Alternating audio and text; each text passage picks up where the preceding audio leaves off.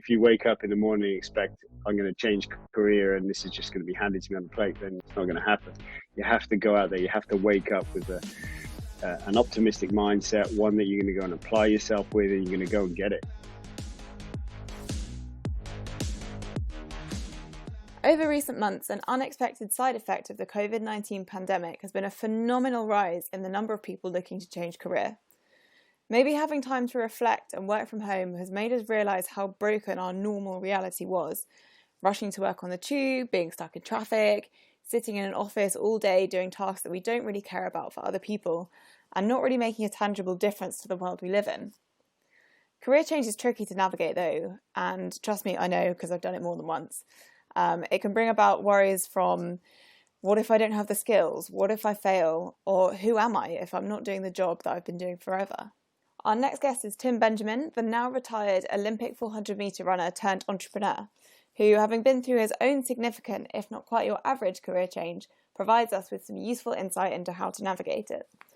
We talk about the challenges of finding a new path, the mindset and mentorship needed to get you there, as well as how he's navigated some pretty tricky times as the founder of fitness-based gyms. So without further ado, let's get started.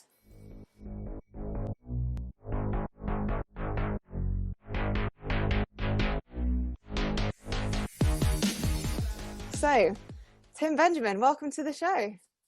Thanks for having me. No problem. So I want to get started by doing some quick fire questions to get us a little bit warmed up. So are you ready? Like it. Go for it. Dogs or cats? Ooh, dogs. Great answer. Beach or mountains? Beach. Box set or film? Film. Ooh, delayed that, didn't I? Yeah, film. I'll stick with that. Apple or Android? Apple. Nice. Sweet or salty? Sweet. Book or podcast? Podcast. Obviously, well, I hope so, because you're on one at the moment. I had to say that, right? Exactly. Yeah. Cool. So how on earth are you doing on this slightly cloudy, slightly sunny Friday afternoon? Not bad, thanks. Glad it's Friday, put it that way. Glad it's Friday. Yeah. It's a different world at the moment. The world of virtual and calls and Zoom, Google Chat, Microsoft Teams, all the different platforms, an ever expanding to-do list that never gets ticked off because you're always on a call talking about doing the to-do list. And it's pretty much where I'm at. Yeah, I feel you. Because I mean, you've had a bit of a crazy time of things at the moment. Obviously, managing a gym business at the moment is a pretty tricky business in itself. Yeah. Because you're not able to open. So you've been dealing with quite a lot of things, pivoting online. Do you think, is there light at the end of the tunnel? Do you think, can you see yourself reopening anytime soon? Yeah, I mean, the government announced, I'm not sure if you heard, probably 2 days ago, gave us a bit of insight. So they're looking at trying to get leisure operations open at the beginning of July at the earliest. So I think everyone's kind of hung their hat on that. I felt that some leisure operators were being a little bit too optimistic because they were shooting for July 4th because Boris basically said in his speech, when he outlined the timeline, that he would be looking to open some leisure on earliest July 4th. And I remember it vividly. The icon was a knife and fork, obviously representing restaurants, and then a ticket for theatres. And there's no dumbbell on the screen. So, I assumed leisure would come after that. But we'll see. I think maybe beginning of July at some point. We're rapidly making some changes and tweaks to our model. It's given us a bit of a chance to reset in some ways. So, to be honest, another week wouldn't be that harmful to us at the moment as we rapidly race to get everything set up. But it's going to be an interesting landscape. We're hopeful, and only time will tell. Yeah, we'll see. I did see. I saw something online that was a gym. God knows which gym it was or where it was. On social media the other day, and they basically, what they're doing is setting up almost these individual kind of pods within their gym with like a workout bench and dumbbells and stuff, saying everyone's now going to have their own little workout pod. Are you guys doing a similar thing, or just kind of Yeah, limiting numbers? it's Or tricky, isn't it? I think when you look abroad and you look at some of the measures that they're taking place, for example, in the States, they've been open now nearly 3-4 weeks ago, and they're at a different stage as a nation than we are. They still had a fairly high rate, when they decided to reopen the country, whereas the UK have been, in my opinion, a bit more conservative. Um, as they look to reopen, and I think we're at a different stage. I think there's a heightened awareness around social distancing. There's a heightened awareness around hygiene overall, and I think those factors will play a huge part in controlling any spread within the gym environment, hopefully. But you're right, obviously we have to put additional measures in place, and but I think asking people to train in bubbles and things like that is a bit overkill. We've invested quite a lot in our facilities to ensure that the floor markings are in place and the screens are up in reception, and there's spacing in between the equipment, and etc. All your typical stuff. We've reorganized our class studios so people work in lanes so they don't share equipment and things like that.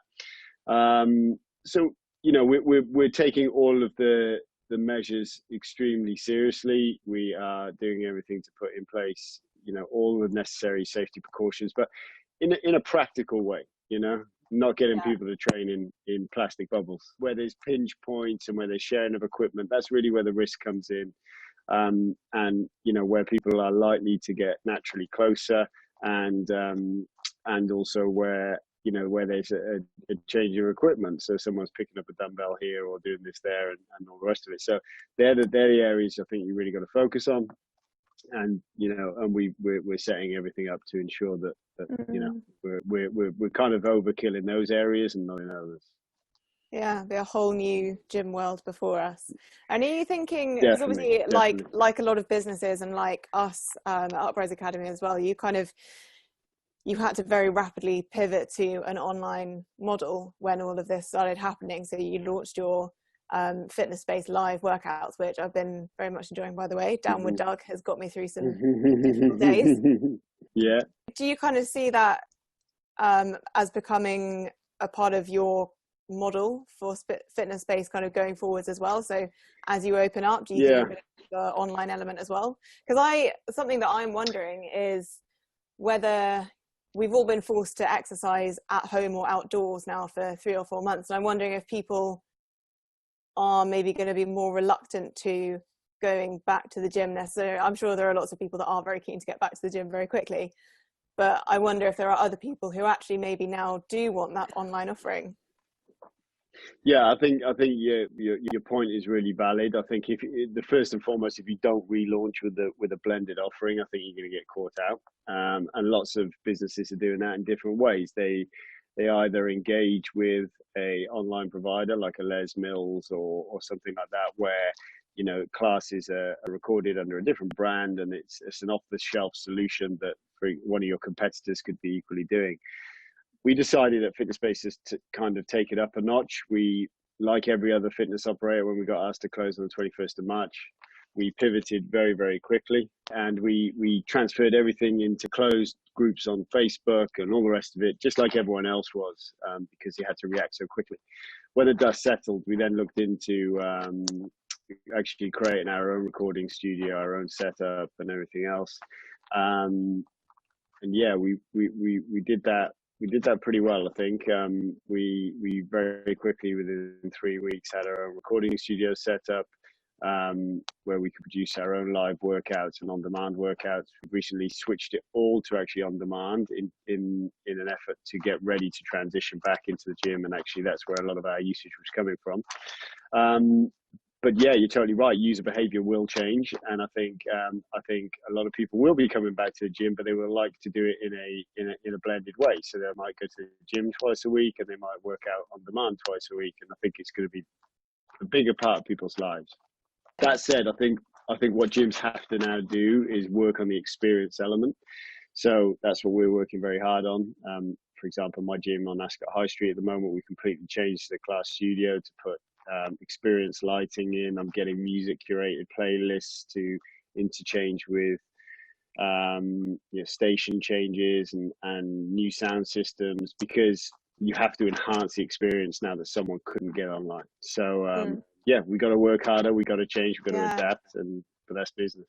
So yeah, no, 100%. You need to adapt. It's almost a little bit exactly, like years and years ago when e-commerce first started to be a thing, and all of a sudden all these high street shops had to not only launch e-commerce but then also find a way to give people more of an experience to actually get them in store as well. And it's almost like the same is now happening 100%. As well for gyms. I think what I'm quite interested to know is, obviously this has been a very stressful time. It's been a very kind of uncertain time. You've had to make a lot of rapid changes and deal with all of this uncertainty as a business owner. Do you think that the kind of mindset that you cultivated when you were in athletics, in terms of dealing with setbacks, dealing with injuries, all of that kind of stuff, do you think that helps you as now a business owner in terms of dealing with all of this uncertainty? No, it's a really good question. I think naturally, actually, I kind of go through these cycles. So personally, I'm a natural worrier, so I always look into the distance. I worry about things, and the initial kind of my initial reaction to something is, oh no, this is going to happen. Oh my god, that kind of, and then that subsides in about 24 hours, and then I start to go into solution mode, and that's typically like how my cycle works. And when I was an athlete, if I got an injury or something happened, then immediately it's kind of you lick your wounds. And then after that, it's very much looking at a solution as to how you go from here. So I pull my hamstring and I am, 3 weeks into the season. Okay, now I can't do this race. I've now got to train. I've got to do this, and this. I can't control X, Y, Z, but what I can control is, I can start to work on my core strength. I can do this, I can do this, I can do this. You control the controllables and you work a solution that eventually gets you to the same goal, hopefully. And that's kind of what you have to do here. You have to go, right, okay, that's the situation. It's rubbish, but how do we adapt now? What measures do we have to take place? What measures have to take place? What do we have to do? How do we come out of this? And the answer is no one really knows, but you have to you have to go full steam at understanding the solutions and understanding a different path and a different way. And that's probably some of my detriment in athletics. I was very analytical, so I'd always be analyzing everything that I did and why. And sometimes it's good to just not think and run. But in business, it serves you quite well because you can, cash flow report for the rest of the year. You can analyze trends. You can see what's going on, and that helps me. That combined with my solution focus side probably helps me in this side. So yeah, a lot of lessons from athletics. Some things that in athletics actually were to my detriment, but actually are positive in the business world. Yeah, that's really interesting because essentially you kind of went through your own massive career change in a way. Like we speak to a lot of people who want to change careers, and it can be a very kind of unsettling time. I think there's an awful lot of people at the moment as well who are now looking to change careers after this whole situation. And there's always a lot of worry about kind of whether you're going to have the right skill set. Can you make a change? Can you move into a different industry? Maybe you get like imposter syndrome. Maybe you feel like, you don't have the right skills to do what you want to do. How did you find that transition from athlete to entrepreneur? Like, did you experience any of those sort of things? Really good question. I think that's one of the toughest things for any athlete to do. Athletics is a great sport. It teaches you a hell of a lot. But it kind of, I say this is going to sound really harsh, robs you of your youth. But at the same time, it provides you with amazing experiences. I was traveling the world at the age of 16, 17 and sponsored by Nike and all these great things as a teenager that not many people get to experience. But yeah, you live a very different life. So you're kind of encapsulated in this bubble, and it's very hard to see beyond that and beyond the year that you're in and the Olympic cycle you're in. And then one day, it kind of comes to an end, and you're like, wow, I've been kind of in this blinkered approach, and now I'm in my early 30s wondering what the heck I'm going to do now. So it's a daunting time, but I think, there's lots of personal attributes that make up being able to get to a certain level in elite sport, and I think you just have to apply that in the same way when you're out into the big wide world in a different area. And that's certainly what I did. What I started to do was I experimented with things. I picked things up, I dropped things down, understood what I liked, what I didn't like.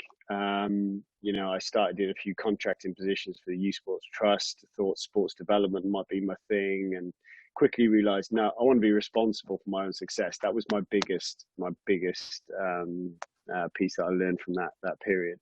And I think it's about application. It's about, once you do understand then where you want to go and what floats your boat, and understanding an area that I was passionate about, understanding something I was going to enjoy was what's going to motivate me. And once I found it, it was about going and get it. No one's going to give it to you. It's if you wake up in the morning and expect, I'm going to change career and this is just going to be handed to me on the plate, then it's not going to happen. You have to go out there. You have to wake up with an optimistic mindset, one that you're going to go and apply yourself with, and you're going to go and get it. And that's essentially what I did. I was just driven to go and succeed in another area, and made sure that I put as much and everything in place in order to do that. So not easy though. Not easy. Definitely not. No. Yeah, it's a very difficult thing to do, having done it myself as well, actually, a couple of times. Yeah. But it's quite interesting that as well you said that you knew that you wanted to stay in that same athletic sport field. Do you think having that sense of direction helped you to then figure out, okay, well, I'm not going to be a professional athlete anymore, but I want to stay, this is the same sort of direction that I want to go in, but my involvement in that is just going to change? And like, how did you figure out that actually doing something entrepreneurial was going to be the right option? Yeah, I think there's two parts to that. I think the first thing is the business side and the entrepreneurial side, as you just mentioned. The other piece is transitioning from sport into fitness, which naturally has like a dotted line to it. It is very different though, in the sense that I was quite shocked actually, and that was the whole ethos behind the fitness-based concept when I started fitness-based in 2010. Was I was shocked by what the public were exposed to from a coaching and training perspective when they joined a gym. It was just, having been encapsulated in this bubble of having my coach, my physiotherapist, and having this team around me, so then going to see what the general public were exposed to when they were promised the earth in joining a gym, was for me unreal. So that's really what inspired the concept of fitness space is. And I come from, my father was a professor of anatomy. I come from a very science-based background. So I kind of grew up in that arena, and I could apply it into the physiological space and the exercise space. And so it was a natural fit for me. But, yes, of course, I started off by training people and being on the gym floor and doing everything. But quite quickly, you get removed from that, and it's actually just it's a business. It's like any other business. It's a business, and you end up working on the business, not in the business as much. And and that side, the entrepreneurial side, what I liked about that, and what was a natural fit for me, was the effort to reward, apart from things like COVID-19 happening, the effort to reward was pretty tangible. So, the more effort that I put in, the more I applied myself, the better things became. And that's not always the case in athletics, because I could train as hard as I could and then I could pull my hamstring. So it wasn't always the same. So I really enjoyed that tangible, that linear approach to business, in terms of the more I learned, the better I applied myself, the more time I put in, the better the results. And it was very linear, and I enjoy that aspect of effort versus reward. So that's why I think business, for me, being responsible for my own success or failure, was really important to me, rather than being an employee. Not that there's anything wrong with that, but sometimes I can't always control the outcome in that sense. And sounds like I'm a control freak, which some people say I am, but I could be responsible for my own success. So that was a big thing. Yeah, I think that's a huge thing for so many people, just having that sense of ownership over your own life. And that's why we actually did a career change workshop this week. And I asked people what the reason that they were essentially there for. And a lot of people wanted to find more sort of purpose and meaning in what they're doing, but the equal top one was exactly as you said, like having that ownership over your life and your success or failure, but hopefully success. 100%.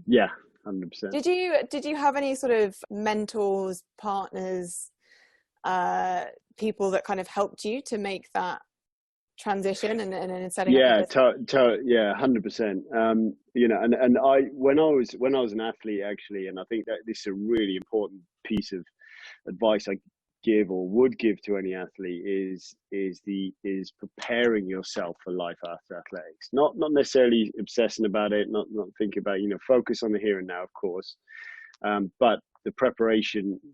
I made sure that I was in a good spot to be able to transition out of athletics, and that helped me a hell of a lot. So I did accountancy qualifications, I did business studies qualifications, all home learning stuff. But it just got me in when I finished athletics and had to retire, unfortunately, at the age of 27, I could go and write a 3-year P&L and cash flow report, which most athletes couldn't do because they don't invest the time back into themselves. We had a use it or lose it fund from the National Lottery to go and do that. So and a lot of athletes would just pass that by, and I thought they were crazy, So that was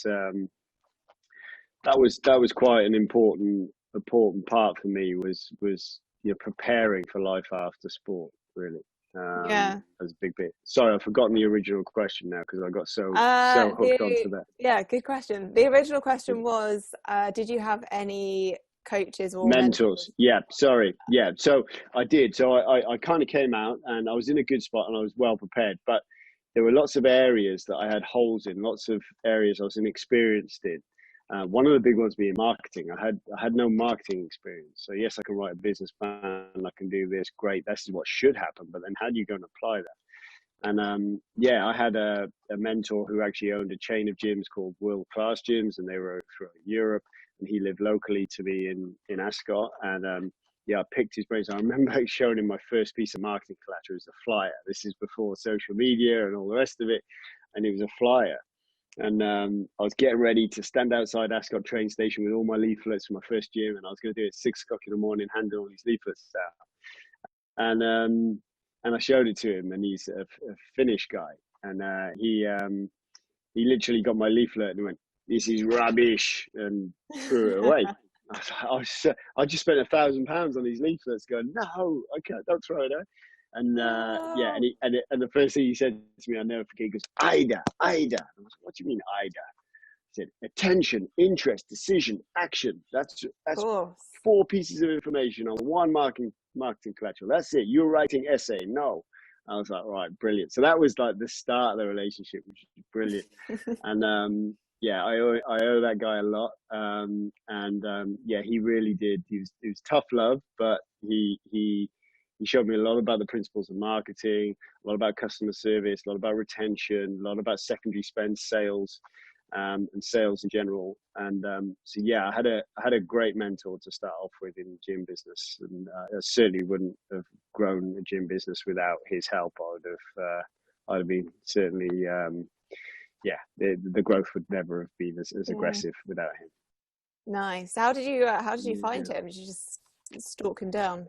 Actually, so he was actually the MD of a brand called United Brands of Scandinavia that represented Kraft. And Kraft are a clothing company. Mainly they're in skiing and cycling and triathlon and stuff like that. But towards the end of my career, I had a contract with Nike all the way through my career as an athlete. In the final year, I missed 2008 Beijing Olympics, unfortunately, snapped my patella tendon. And I was getting dropped from Nike. This was the first year I had no sponsor. And Kraft were going to come back in and they offered me a sponsorship deal, so I was gonna sign with Kraft.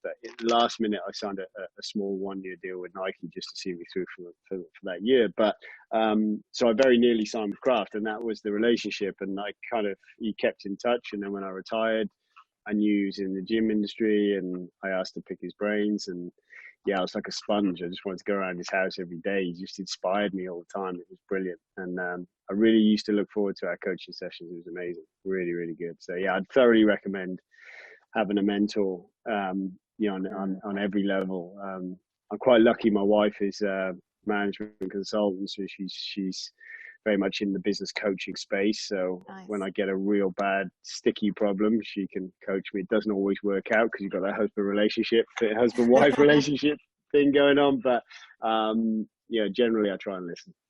Yeah, the stakes are higher. If she gives you some poor advice, then there's no 100%. way. Yeah, or if I don't listen, yeah.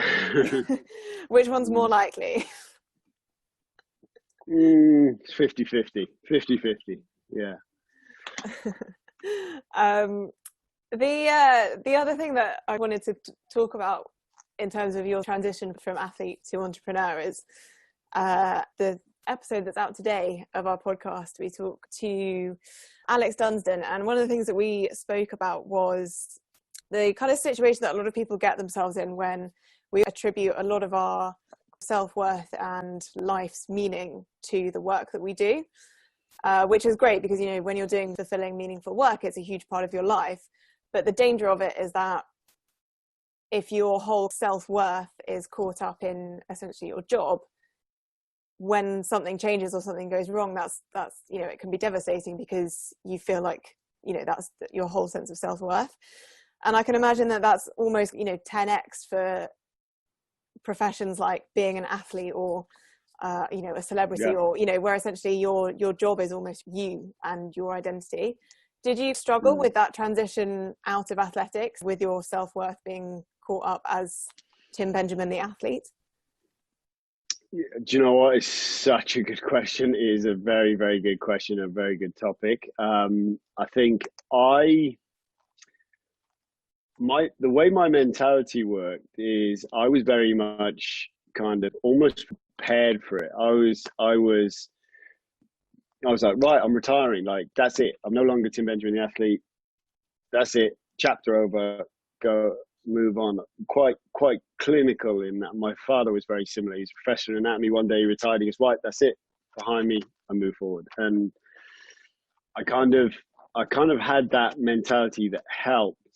But it is a very strange kind of time because you go from, and especially with athletics, it's very back then as well. It's like, obviously there's been a lot of drug issues and the sport's lost a bit of popularity and stuff like that. But when I was in it, it was kind of, everything was on BBC, and if you ran that, you ran that Friday in a Crystal Palace Grand Prix on BBC at 7:00 and you won the race, you go to the local newsagents on the Saturday and everyone would go, yeah, great race, Tim. Yeah, brilliant, blah, blah. People recognize you on the street and all that kind of stuff. So, but that fizzles away very quickly.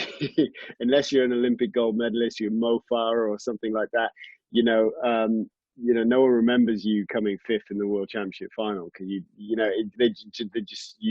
someone replaces you to come in and that's it. And it takes a bit of getting used to. As I said, my mentality was like, that's it. I am no longer that kind of person. But yeah, I think so the transition in terms of from athlete to normal life, I suppose, that bit mentally I could apply myself very well with. What I always struggle with, and to this day, is exactly your point. So it's that, being wrapped up is Tim Benjamin, the athlete. If I don't make a final, if I don't do this, then I'm, it's almost like I'm letting myself down, and my whole demeanor goes down as a result of me not achieving. And the same can be said in business. If something doesn't go well in business, I'm really hard on myself, and I walk around sometimes mentally thinking, I failed or this or that, and it does affect your day-to-day life. And I try. What's helped me a hell of a lot is having children, because now that's a stark reminder. I remember when my son was born that actually life is different. He doesn't give a crap if I own a gym or not, or own a chain of gyms or whatever, or start an app. He doesn't care. No one cares. He just cares about when he's going to play football with me. So, and that really does help a lot for me. So I wish I could give some advice in terms of what I do or did or anything to help with that, but I actually struggle with that quite a lot. And children for me just bring you right back down, and especially during this COVID situation. We have a franchise network in fitness space that are young, they're immature as businesses, and they're struggling as a result of this, and we're having to pivot to different models very quickly, and we've already lost a couple, unfortunately. And I think you have days like that, but then you get the knock on the door. Surprised I haven't had one already. Daddy, when you play football, and you just think he doesn't care, and that's a great thing about being a parent, I think, and that helps me a lot. But I totally agree, it's a big area. Trying to separate your success or failure from anything that you do with your personal self-worth is a skill. It's a skill. It certainly is. And for me, had my children not come along, I probably would have required a bit of coaching in that area myself. Yeah, I guess it's just having that almost a sense of grounding, or having something that's bigger than you and what you do as a profession, whether that's, family, friends. What used to help me a lot, actually, over the last couple of years, is when I had a family, I bought a camper van. So I got a converted, new camper van. It was lovely, because I used to go camping all the time with my mum and dad, and all the last couple of summers have been brilliant, because obviously this summer's been ruined, but hopefully we can pick it back up towards the end. But yeah, you kind of go away, and when you're out there in a field on a camper van or whatever, and you go for a walk, or you're up a mountain or something, and you suddenly realize what a small part of this world you are. And there's this huge world outside of your little bubble, and actually you are this tiny insignificant cog in a wheel, and that helps me a lot. So I think nature actually helps me a bit. I like being in the countryside. I 100% agree. I'm two things, actually. So one, I watched an amazing documentary on Netflix this week that was called Magnetic, and it's all about these super extreme sports like surfing the biggest waves in the world, extreme skiing, all of this stuff where they're in these amazing, awe-inspiring surroundings. And just watching that for, I don't even know how long it was, an hour and a half maybe.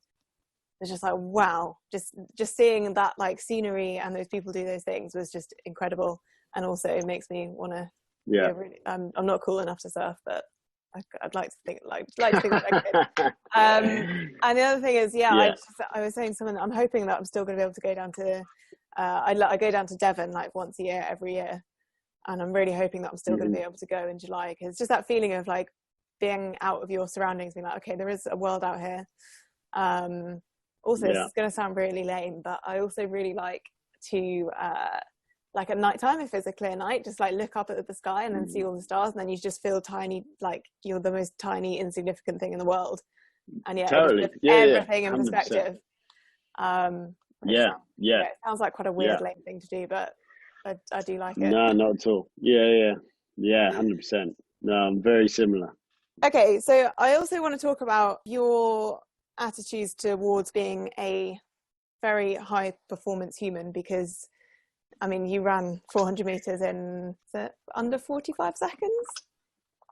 44 and a half seconds. Probably doesn't mean a lot to most people, to be honest, but well, I know. You know what blows my mind about anyone running 400 meters is that people think running 100 meters in 10 seconds is that's a really amazing thing to do, right?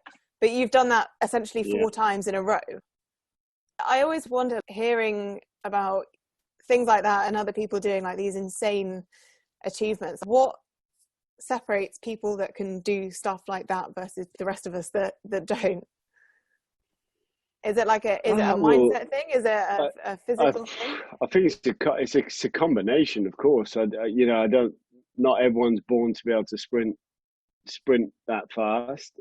Obviously, very lucky in the sense that genetics to be able to run and have the ability to take my body to that kind of speed. So there's a hell of a lot of luck in being born with a gift, I suppose, in that sense. So that's a big part of it. And then yeah, from a mentality perspective, I'm extremely driven. So I'm very driven. I get frustrated if I'm not doing something of value at any minute and any day. I hate wasting time.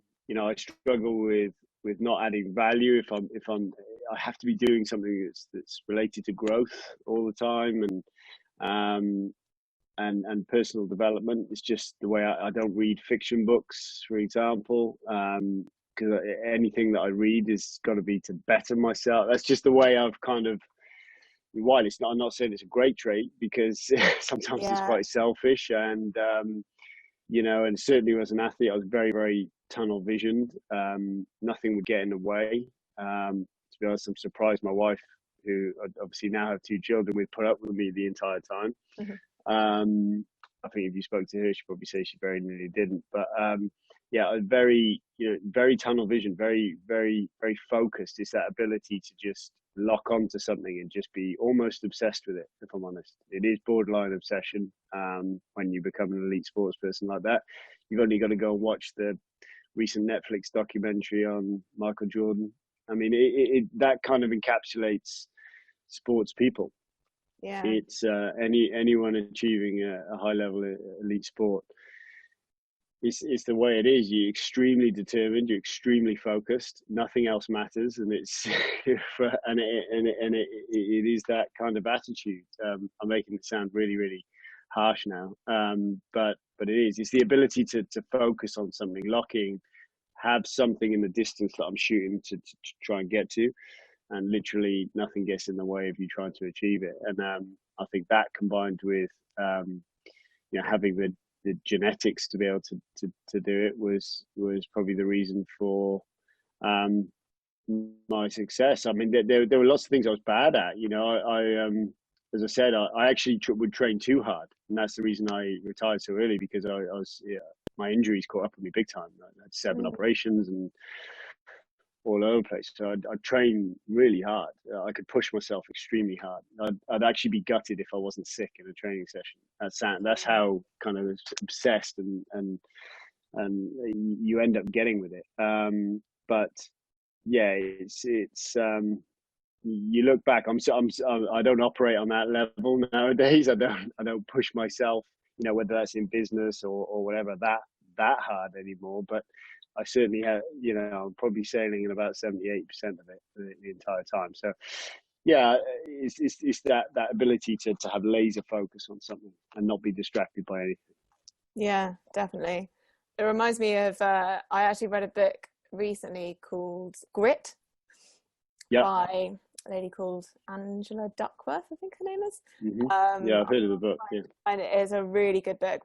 Would definitely recommend it. And it's basically all about like how just grit and sort of that like determination that you were talking about, and whether some people are kind of naturally and inherently higher. She kind of comes up with this experiment of like a grit scale and tests a load of people to work out if it's something that people are inherently more gritty, or whether it's something that if people aren't inherently gritty, can they try to kind of train themselves to go through this. So she like speaks to people that go through like SAS training and athletes and all of these other people who typically are more gritty.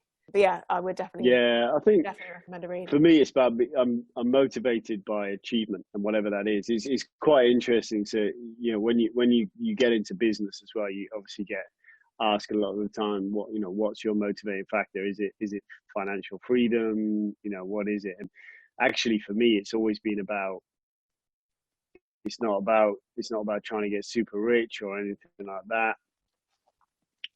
that's a byproduct really of being a successful business person. For me, it's about achievement.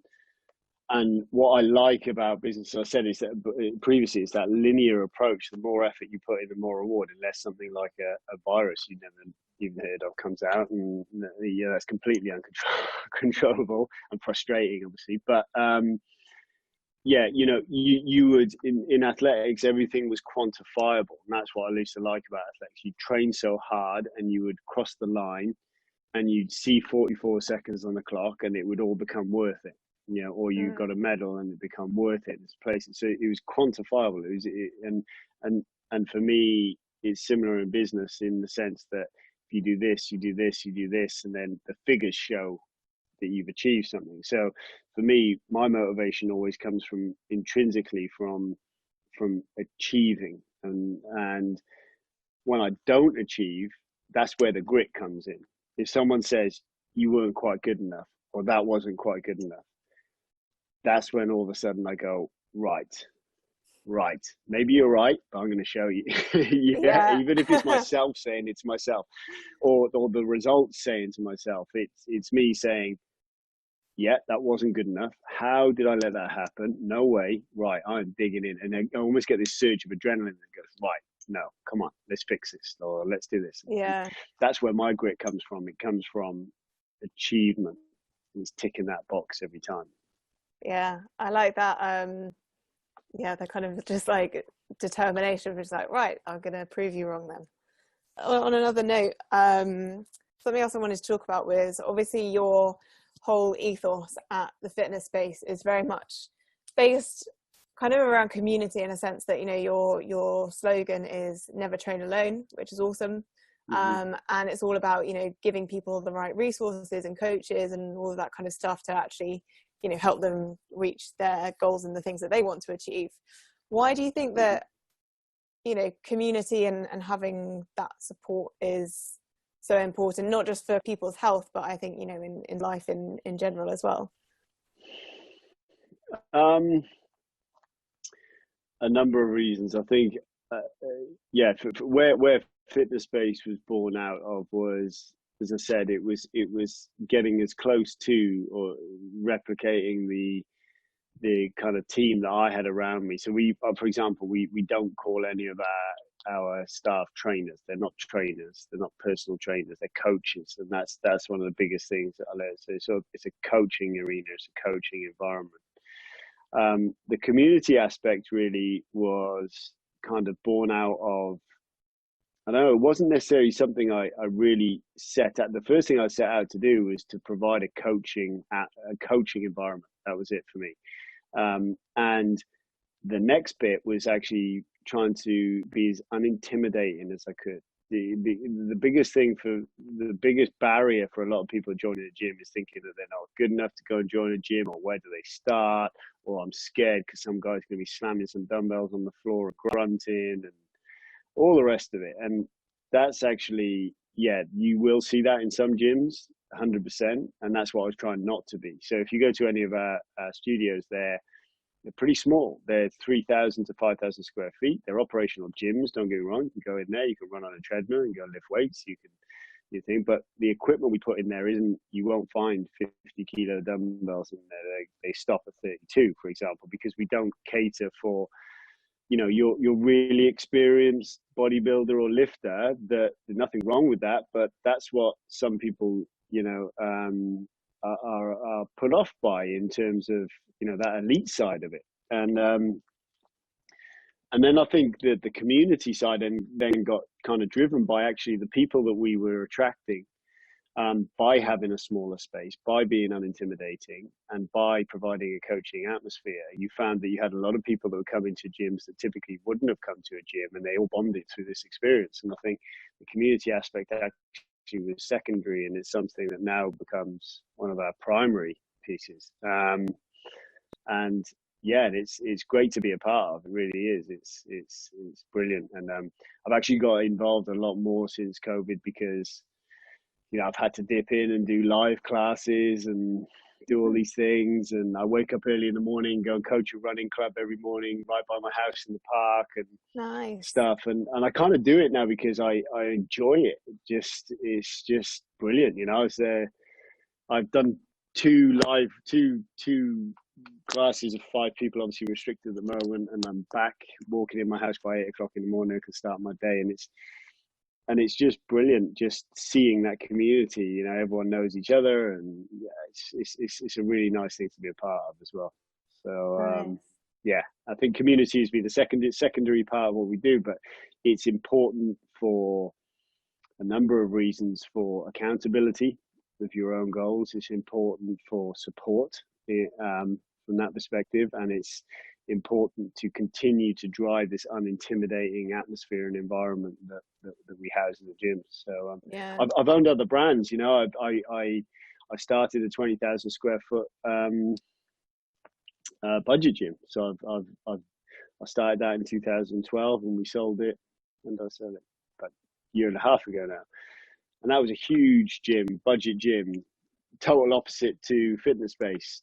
Heavy weights, guys slamming things down, bodybuilders, MMA fighting in there, all the rest of it. So it's a different concept, but yeah, but I really enjoy fitness space, and it'll always be my baby, even though I have started other gyms in other concepts, because that area supported that type of concept, or the opportunity did. So yeah, it's not to say one way is right or wrong, but yeah, but I enjoy the community aspect, definitely.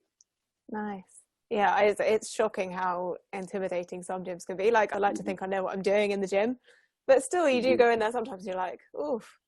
I can only imagine how difficult it must be, like, especially if you're someone that's not used to exercising that much, or not used to being in gyms, going in for the first time. It really can be very intimidating. So I think, yeah, if you can iron that out, it's like a massive problem that you're solving. It's breaking down the barriers. Yeah, 100%. Yeah.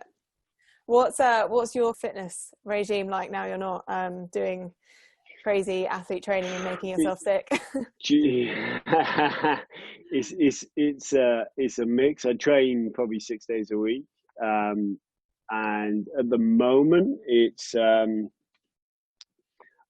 I converted my garage into a gym. So I've got a gym in my garage. Sorry, because it becomes quite difficult when I love training, and I'll always train most days, and probably always only have one rest day a week. It's just mentally, I find it, if I don't train, I struggle. So I just feel lethargic. I feel flat. I feel irritable. It's just, I have to, I'm like a caged animal if I don't train, basically. So yeah, I don't go crazy when I train. It's just about a sustainable approach. I make sure that it's well balanced. It'll be a mix. I still like my Olympic lifting from my athletics days. I was always cleaning and snatching and using barbells and stuff, but very functional, full body movements, not bicep curls and isolation stuff. I love functional training. I slam balls, I lift kettlebells, I throw bags, and all the rest of it. And my garage is full of that kind of stuff. I do enjoy running, but unfortunately, my body just really struggles with it. Even recently, I tweaked my calf again last weekend. I can't really get any consistency in running just because of the injuries that it's unfortunately still haunt me from my days in athletics. I just battered my body so much. But yeah, so I usually train 6 days a week. I train a lot now, obviously with people as well. Especially I train and then I take a live class, so I might train twice in that morning. But yeah, I love it. It'll always be a part of my life. Nice. About 12 months ago as well. So another project that I'm involved in, I invested in an app called WithU. So it's an audio-based personal training app, and that's going extremely well at the moment. I started waiting in stores 7 weeks ago, and I'm heavily involved in that, nice. As well as fitness space. So I kind of split my time across the two, and yeah, I test a lot of the content on there. So a lot of my training actually is done via testing the files that we've created that are going to be sat in the app. So, it might be an audio-based rowing session. It might be an audio-based lifting session. So I'll get the file from our producers. I put my headphones on and I'll do it as part of my own training. So, nice. yes, I do a lot of that as well. Nice. Yeah, it's a good time to have a online fitness app at the moment. Yeah, definitely. Oh, 100%. Yeah, although there's a lot of competition. There's a lot of competition. True. So it's cutting through the noise is the tricky part. Yeah. Yeah. Cool. Well, so my final question is it's a little bit of a cheeky question, but so I am actually undertaking my first half Ironman tomorrow. Wow. I'm doing it at home because obviously the event that I actually signed up to got cancelled, which is a little bit sad, you telling me. such is life. So I'm going to do it at home tomorrow, and I'm quite nervous, even though, I mean, you're used to like performing, doing athletics in front of like stadiums of people. No one cares that I'm doing this basically apart from me. But still, I'm quite nervous. And apart from panic buying and eating any carbohydrate that I can get my hands on at the moment, I'm not really sure. How do you get over the nerves? Because I'm sure like there are a lot of people that, whether it's a sports event or like, I don't know, public speaking or whatever, like how do you get over the nerves? It's a good question. I mean, having some nerves or some anxiety, I always found was a good thing. You don't want to become so nervous that it is detrimental to your performance. But having a slightly heightened level of anxiety certainly kind of assists. So I don't see anything wrong with being nervous about doing something. But I always try to stay present. So that's a lot of the things. So I used to do a lot of meditation when I was an athlete, so that was a big thing. So and it's trying to make sure that you stay in the present moment. I think when you get nervous, it's often because you're in your own head and you're often looking at what could go wrong, and in your example, am I going to bonk? This is going to be really hard. Oh my God, am I going to be able to get through this entire thing? Oh, that's 7-8 hours or whatever it's going to be. And you're playing over disaster. You're playing over disaster tapes in your head that's making you anxious. You just got to kind of cut that cycle, really. And there's I don't know if you've read the book Chimp Paradox by Steve P. It talks a lot about the chimp, letting the chimp out of the cage. You got to get the chimp back in the cage. It's not you. It's your subconscious mind. Tell yourself, remind yourself of that. The body's actually capable of a lot more than you think. So staying in the present moment. I used to do things like, if I was out on an athletics track, I'd look up at the sky and just appreciate my surroundings. That sounds really weird, but try and look at things that, like you talked about that time when you gaze up at the stars, you realize actually this is really insignificant. And even if it is an Olympic final or something like that, it's not life or death.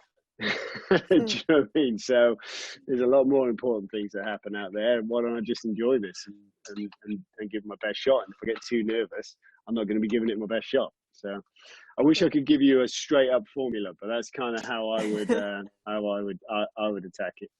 Nice. No, that's a good point, actually. I have recently started to get more into meditation. So there's a book called The Awakened Ape, and I actually interviewed the author a couple of weeks ago as well for the podcast, and half of this book is just talking about meditation and how amazing it is, and he's been off and done these insane meditation retreats with Buddhist monks, and so I was like, okay, there's probably something in this, so I should start giving it a go. And I do 10 minutes in the morning and 10 minutes in the evening, and I do find myself kind of definitely feels calmer.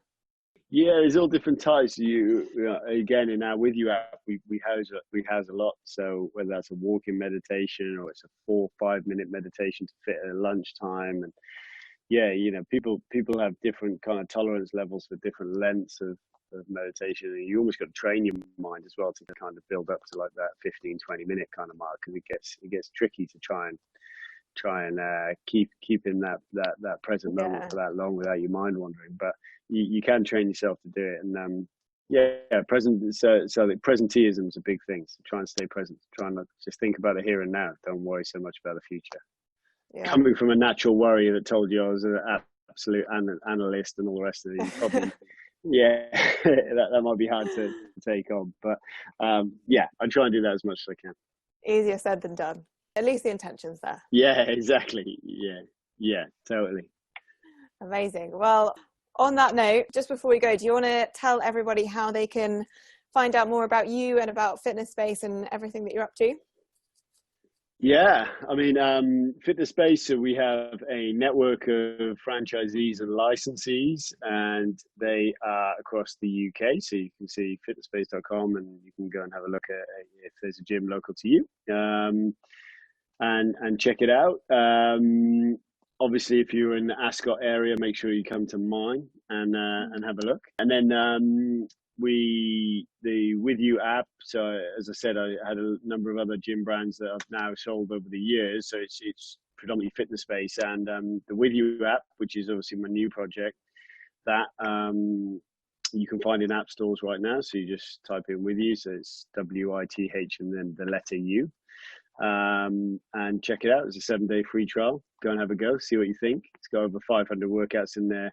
A lot of London boutique instructors from the likes of, you may be familiar or may not be, but the Barry's Bootcamp, One Rebel, Cycle experiences in London. So they're very much performance based in terms of the theatrical performance. So it's we've got curated music in there, designed by the same guys that do all the Soul Cycle music. So it's a really cool workout to do, and Nice. do it, and it's supported by a 3D avatar. You can scroll around on the screen, so it's very much audio based, but you have your exercise on the screen if you want to reference, and you can swivel around it at different angles and stuff. So it's really cool. So yeah, check it out in the app stores. Give it a go. 7 days free. Might as well try it. And yeah, let me know what you think. Drop me a line on. I'm not massive on social media. I do it because I have to, but yeah, I'm on Instagram and Facebook and all that kind of stuff as well. So let me know what you think. Amazing. Cool. Well, thank you very much for being Cool. such a wonderful guest. And yeah, I hope No you worries. enjoy your weekend with your little ones. I certainly will. Thank you. Thanks for listening. I really hope you found our conversation as interesting as I did. All the resources mentioned will be in the show notes below. If you enjoyed this episode, it would mean a lot to us if you're able to support by giving us a quick rating to help more people find the podcast. It takes less than 10 seconds and really means a lot. Next week, we chat to Lily Bruns, serial entrepreneur, digital nomad, startup storyteller, anthropologist, and lover of nerd things. It's safe to say Lily has not followed a typical path of university, getting a stable job in a respectable corporate, getting a promotion and settling down. And I can't wait to dive into how she's designed the life and career she loves. Remember to subscribe so you don't miss it, and I'll see you next time.